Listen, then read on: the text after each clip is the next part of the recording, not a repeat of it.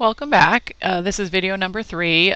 In this part of the lab, we're going to learn how to make a motion tween by having the hat open. So we're going to kind of create a little effect here where we actually add another symbol to the timeline and animate that symbol.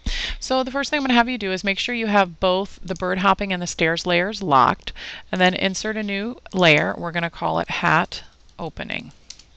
And then whatever, I ended my frame by frame animation in frame 20, but you could have made less, more, whatever you did. Wherever the last frame of your frame by frame animation is, I want you to insert a keyframe in the hat opening layer. So in this case, it's going to be inside frame 20.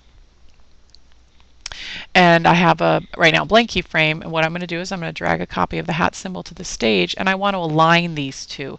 So the easiest thing for me to do is zoom in, and while it's still selected, I can use those arrow keys on the keyboard to just nudge it into place so it just looks perfect. And what's going to happen is I'm going to delete the hat underneath and animate this symbol in the hat opening layer. Go ahead and double click the hand tool to zoom on out. The next thing I'm going to do is, while I have frame 20 selected, or whatever frame you're using, I'm going to insert a motion tween.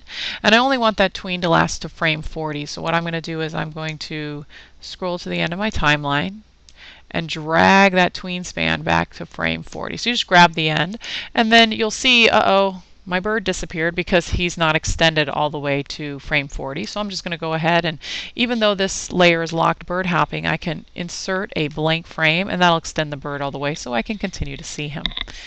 I'll click inside frame 40, and I'm just going to rotate that hat open. So I'm going to go ahead and insert a keyframe right there in frame 40. I'm going to zoom in so I can really kind of see what I'm doing. I always like to select my symbol, and I don't have to worry about selecting anything underneath it because I've locked my layers. Then I'm going to select the free transform tool, and by default you'll be able to rotate this. You can choose rotate, but if you had been using Flash before, maybe had scale chosen, you can always make sure you choose rotate and skew, because we want to make sure that's what we're drag it to the right.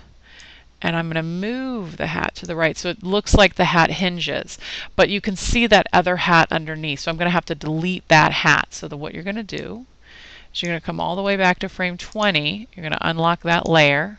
I'm going to lock the hat opening layer just to be sure I'm protecting everything.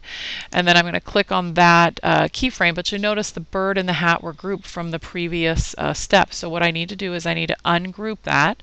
I can go modify, ungroup, or I could have just pressed Control-Shift-G on my keyboard, and now the hat and the bird are separate. Click off.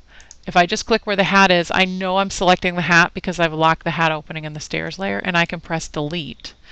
And now if I scrub the timeline, I can see that that hat has disappeared, that hat underneath, and now it looks like his hat is opening. And you want to make sure you open it wide enough, because the next step we're going to have letters kind of flying out of his head. So I'm going to maximize the bird to the screen. I'm going to do a Control-Enter to test my movie in the Flash player, and you'll see that there goes the bird. He disappears because actually what's happening is the animation is still playing. And to prove that, what's really good, and it'll automatically play over, is I turn on the bandwidth profiler. I like to use this when I work with my animation so that you can actually see the movie play and all the frames playing along with it. So this concludes the third tutorial, and I'll see you up next for the next tutorial, which will cover animated text, creating a motion tween with animated text. So thank you.